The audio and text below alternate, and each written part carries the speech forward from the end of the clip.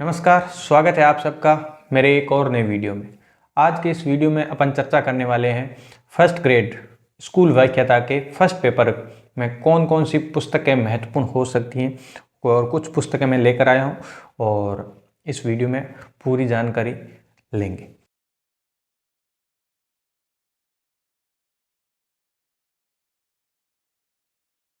तो सबसे पहला जो सिलेबस में पार्ट आता है वो आता है भारत की इतिहास और राजस्थान का इतिहास कला संस्कृति। तो सबसे पहले भारत के इतिहास के लिए मैं बुक लेकर आया हूँ जो है दृष्टि आईएएस की बुक। ये बुक ये आप ला सकते हैं, ठीक है। और इसमें आपको सिलेबस को ध्यान में रखते हुए वही टॉपिक पढ़ने हैं। ये पूरी किताब आपको नहीं पढ़नी है। इसमें से आपको देखना है, जैसे गुप्त काल मौर्य काल दे रखा है उसको पूरा नहीं पढ़ना है। उसमें दे रखा है कि उसके स्थापत्य कला और संस्कृति के बारे में ही पढ़ना है, ठीक है। तो ये इतना सारा सब कुछ पढ़ना है। पूरा गुप्त काल नहीं पढ़ना है, पूरा मौर्य काल नहीं पढ़ना है और पूरा राष्ट्रीय आंदोलन नहीं पढ़ना है। जो जो टॉपिक में दे रखा है, जो जो सिलेबस में दे रखा है वह चीज़ें ही हमें पढ़नी है। जैसे मुगल काल का है तो मुगल काल पूरा नहीं पढ़ना है। मुगल काल में जो स्थापत्य कला है उसको पढ़ना है, जो चित्रकला है उसको पढ़ना है, ठीक है। और जो साहित्य लिखा गया था वो पढ़ना है, ठीक। तो ये इतनी बातें ध्यान रखकर अगर आपको इस बुक में से छांट कर आप पढ़ सकते हैं तो वो सारा कुछ पढ़ना है। लेकिन अगर आपको चाहिए कि सर सिलेबस के अकॉर्डिंग की कोई बुक बताओ जिसमें केवल और केवल फर्स्ट ग्रेड का ही सिलेबस हो और उसके अकॉर्डिंग ही लिखी गई हो, एक्स्ट्रा कोई पॉइंट नहीं लिखा हुआ है, तो मैं इसके बाद में बताता हूँ राजस्थान के इतिहास के बाद में। ये इनके लिए है जो अलग अलग पढ़ना पसंद करते हैं कि भारत इतिहास के अलग होनी चाहिए, भारत के राजस्थान के इतिहास के लिए अलग होनी चाहिए, राजस्थान की कला एवं संस्कृति के लिए अलग होनी चाहिए। उन सब के लिए मैं ये बुक है वो बता रहा हूँ। उसके बाद में आप जो मेरे पास है, जो मैंने थर्ड ग्रेड में पढ़ी थी वो बता रहा हूँ। होशियार सिंह की ये जो बुक आती है ये काफ़ी मोटी है, आप यहाँ से इसको देख सकते हैं।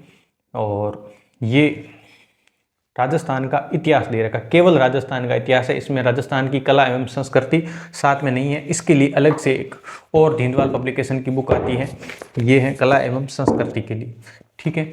और जो जो टॉपिक है छांट छांट कर इनमें से पढ़ना है। ये होगी राजस्थान भारत के इतिहास एवं कला संस्कृति के लिए। इन तीनों को मिलाकर देखेंगे ना तो ये काफ़ी बड़ी बुक होगी और इसमें से अपने को छांट छांट के पढ़ना है। लेकिन भाई आप तो ये बताओ, ये सारा हमें नहीं चाहिए, बस एक बुक बता दो जिसमें ये सारा इतिहास वाला पार्ट है वो एक साथ में कवर किया हुआ हो और सिलेबस के अकॉर्डिंग हो। तो मेरी राय ये है कि आप पवन भंवरिया सर की स्कूल व्याख्याता के लिए पहले पेपर के लिए इतिहास की अलग से एक बुक आती है, उसको आप परचेज कर सकते हैं। सबसे बेस्ट बुक रहेगी अगर आप तीनों का साथ में देखना चाहते हैं, राजस्थान और भारत इतिहास एवं कला संस्कृति का पार्ट साथ में देखना चाहते हैं तो वो बेस्ट रहेगी। और जो अलग अलग पढ़ना चाहते हैं उनको भी मैं राय दूंगा कि वो बुक ले आना, ताकि आपको ज़्यादा भटकना नहीं पड़े। केवल जो बुक आएगी उसी को बार बार है वो पढ़ना पड़ेगा, इसमें से छांट छांट के अपने को नहीं पढ़ना है। ये होगी राजस्थान के इतिहास की बात। अब बात आती है भारतीय संविधान की, ठीक। तो आप भारतीय संविधान के लिए या तो ये एनसीईआरटी सार दे रखा है भारत का संविधान एवं राज्य व्यवस्था, और दूसरी है एक भारत का संविधान एवं राज्य व्यवस्था, ये है स्प्रिंग बोर्ड की। और ये जो बुक है वो वर्णवाल पब्लिकेशन की है, ठीक है। कॉस्मोस पब्लिकेशन है, वर्णवाल सर की लिखी हुई है। तो ये दोनों बुक आती है। अब इनमें से कौन सी बेहतर है? तो अपन जो राजस्थान की वैकेंसी की तैयारी करते हैं, क्योंकि भारतीय संविधान में कभी कभी राजस्थान से रिलेटेड भी प्रश्न बन सकते हैं और अच्छे से ध्यान में रखते हुए नोट्स रूप में बनाएंगी है ये स्प्रिंग बोर्ड एकेडमी की बुक। तो आप इसके साथ जा सकते हैं। अब ध्यान बस ये रखना है कि आपको सिलेबस के अकॉर्डिंग पढ़ना है। ये पूरी बुक बहुत बड़ी है, इस पूरी बुक को अपने को नहीं पढ़ना है। जो जो सिलेबस में दे रखा है, जो जो पॉइंट सिलेबस में दे रखा है उनको हाईलाइट कर देना है। आगे जो यहाँ सारणी दे रखी है इस सारणी में, और बस केवल और केवल उन्हीं पॉइंटों को अपने को पढ़ना है। तो ये ज़्यादा बुक बड़ी बुक है, ये पूरी पढ़नी नहीं पड़ेगी। जो जो पॉइंट है उसको साथ लेकर चल सकते हैं। ये भारत का संविधान है, वो आप इसमें से स्प्रिंग बोर्ड एकेडमी से पढ़ सकते हैं। नोट्स रूप में सभी बुक स्टोर पर उपलब्ध है, ठीक है। इतिहास और ये होगी पॉलिटी की बात।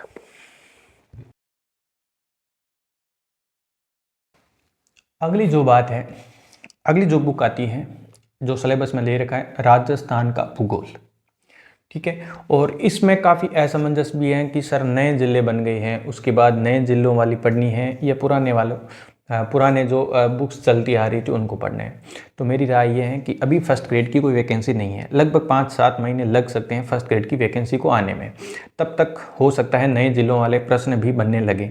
तो अपने को क्या करना है, अभी से अगर दूसरी सब्जेक्ट पर ध्यान दे रहे हैं तो एक बार इनको छोड़ भी सकते हैं, लेकिन अगर दूसरी सभी तैयार है एक साथ में और चाहते हैं कि हम किसी सब्जेक्ट को छोड़कर साथ में लेकर चलना चाहते हैं, तो आप है वो ले सकते हैं। और नए डिस्ट्रिक्ट वाली बुक्स अवेलेबल हो गई हैं, आ गई हैं, ठीक है। तो एक बुक है, ये तो पुरानी वाली है, इसकी नया संस्करण आ गया है, ये हिंदवाल पब्लिकेशन की है और इसको आप है वो देख सकते हैं, ठीक है। तो कुछ पॉइंट्स जो थर्ड ग्रेड में मैंने पढ़े थे इसमें से पढ़े थे, और कुछ पॉइंट ये जो मैंने नोट्स कंबाइन किए हैं इसमें कलाम अकेडमी और स्प्रिंग बोर्ड के कुछ टॉपिक कलाम अकेडमी के हैं, कुछ टॉपिक स्प्रिंग बोर्ड के अकेडमी के हैं, ठीक है। तो इनमें से और इनके अलावा जो परिवहन वाला टॉपिक है या एक दो और टॉपिक थे जो इनमें नहीं मिला या इनमें से अच्छे से नहीं दे रखा था, वो मैंने है वो हिंदवाल पब्लिकेशन से देखा है। तो आप ऐसे कंबाइन करके भी चल सकते हैं, जो टॉपिक आपको लगता है कि इसमें थोड़ा कम दे रखा है तो वो एक आधा टॉपिक आप किसी बुक से पढ़ सकते हैं, ठीक है। और किसी एक बुक की बात की जाए कि मुझे तो केवल एक ही बुक बता दें, तो अगर आप थोड़ा सा ज़्यादा मैटर पढ़ना पसंद करते हैं और आपको ऐसा लगता है कि कोई भी पॉइंट छूटे नहीं, तो आप हिंदवाल के साथ जा सकते हैं।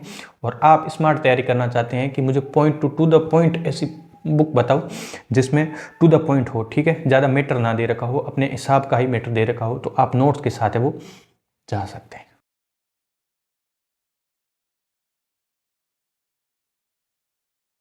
अब उसके बाद आता है करंट अफेयर्स। और फर्स्ट ग्रेड में करंट अफेयर्स राजस्थान का, भारत का और विश्व का तीनों का करंट अफेयर पूछा जाता है।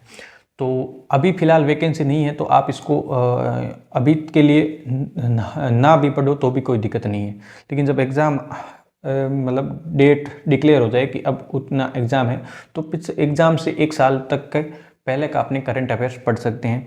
तो आप कोई भी बुक, मार्केट में बहुत सारी बुक आती हैं, आप यहाँ कलाम अकेडमी के जो मेरे पास ई बुक लेते हैं, ये मतलब हर महीने के आती हैं, उस हिसाब से उसको पढ़ सकते हैं। या फिर आप पढ़ सकते हैं क्रोनोलॉजी जो हर महीने आती हैं, आप अभी से भी देख सकते हैं। और एग्ज़ाम की डेट अनाउंस होने के बाद भी आप है वो करंट जीके को देख सकते हैं। तो ये करंट वाला मामला अपने हो गया।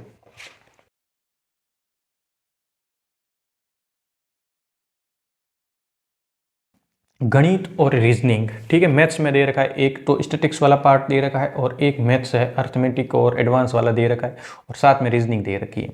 तो उसके लिए एक तो अलग अलग आती हैं आपके, ये देखो ये रीजनिंग की बुक है, तो ये रीजनिंग की आती है, इसको अलग से आप देख सकते हैं। और इसी के साथ साथ मथुरिया की एक और मैथ्स की बुक आती है, उसको देख सकते हैं।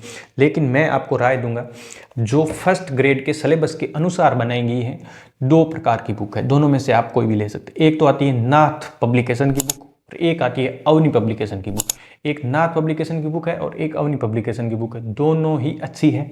आप दोनों में से कोई एक लाकर अपनी तैयारी है वो आगे बढ़ा सकते हैं मैथमेटिक्स में।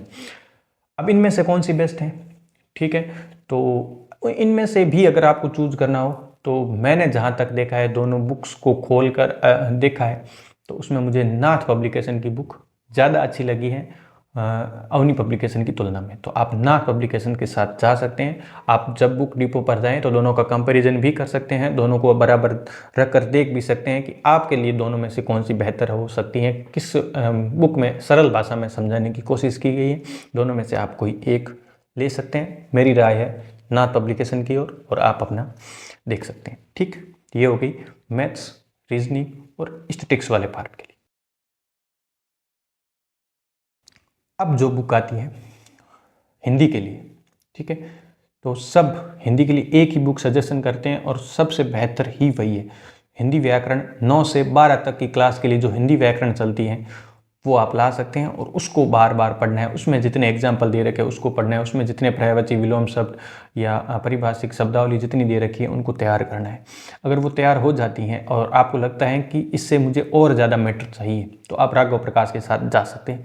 फिलहाल अगर आप स्टार्ट कर रहे हैं तो 9 से 12 तक की जो हिंदी व्याकरण की किताबें आती हैं उसके साथ आप शुरुआत कर सकते हैं।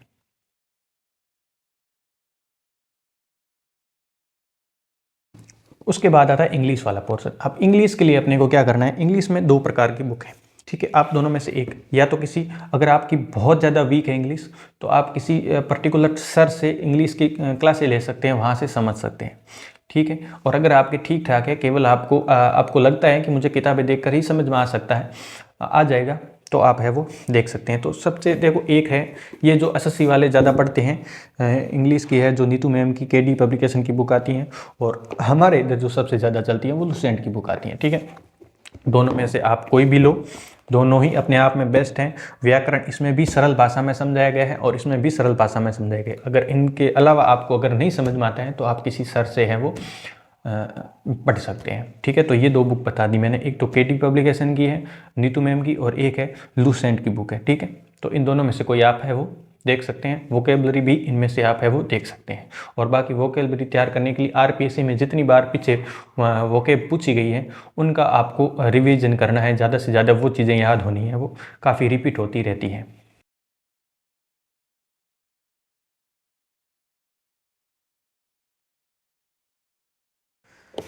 लास्ट एंड फाइनल जो बुक बची है वो है साइंस के लिए क्या पढ़ें।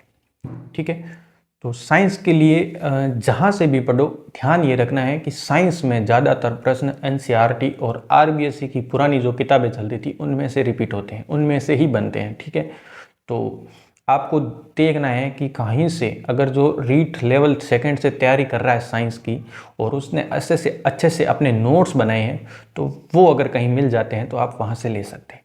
अगर आपको मेरे नोट्स लेने हैं, अगर सेकंड लेवल पूरे के लेने हैं तो एप्लीकेशन पर उपलब्ध हैं, और उसके बाद में अगर आपको केवल फर्स्ट ग्रेड वाले टॉपिकों के लिए लेने हैं तो भी आप एप्लीकेशन डाउनलोड कर सकते हैं। मेरी ट्रिकी साइंस नाम से एप्लीकेशन है, डिस्क्रिप्शन में इसका लिंक दे दूंगा। आप टेलीग्राम चैनल भी ज्वाइन कर सकते हैं, वहाँ से भी आप ऐप है वो डाउनलोड कर लेना।